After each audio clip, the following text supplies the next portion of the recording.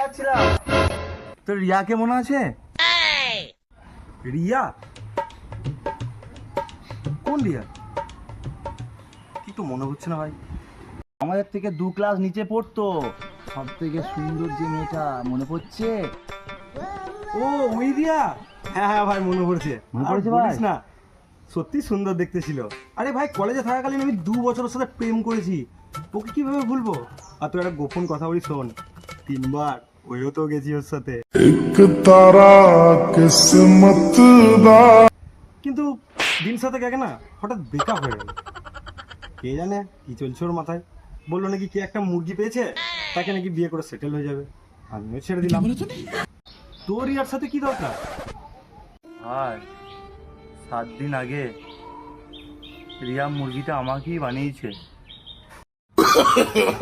no no no no